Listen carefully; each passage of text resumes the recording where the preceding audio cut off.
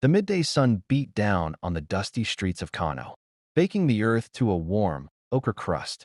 Musa sat on an upturned wooden crate near the bustling Soko market, his back against the cool, mud-brick wall of a small tailor's shop.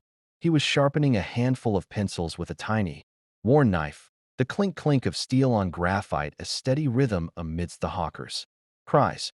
A stout woman with a head wrap the color of hibiscus, Mama Nkechi, paused before him. "Musa," she said, her voice a mix of pity and concern. "Are you not hungry? I have leftover jollof."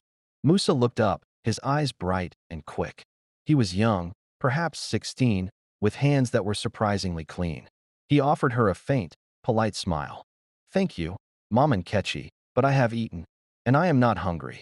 "But where do you sleep, child?" she pressed, her brow furrowed. "I see you here from the time the muezzin calls the first prayer, until the moon hides the road."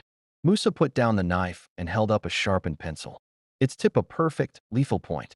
"I sleep in the courtyard of the library, Mama Nkechi, under the big baobab tree. The night guard, Malam Adu, he lets me." Mama Nkechi's expression softened. "Ah, the library. A good, safe place." "Yes," Musa affirmed, his voice gaining a sudden, fierce pride. "I am not homeless. A home is a place you know and where you can return. The market stalls belong to the traders, the alleyways belong to the shadows. But the library courtyard belongs to the stories."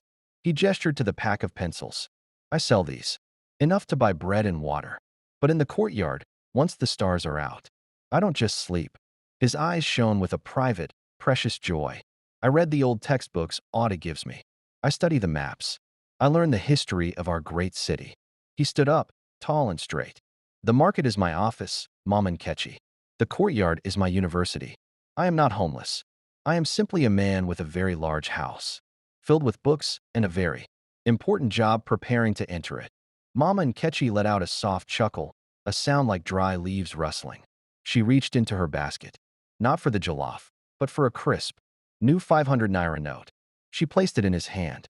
"Sharpen one for my grandson," she said, her eyes twinkling.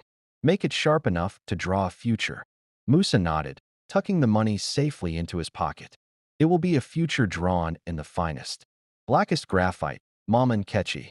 He picked up his knife, the clink-clink resuming, the sound not of a beggar, but of a man hard at work. "I hope this story resonated with you. Is there a particular African region or theme you'd like to explore in a next story?"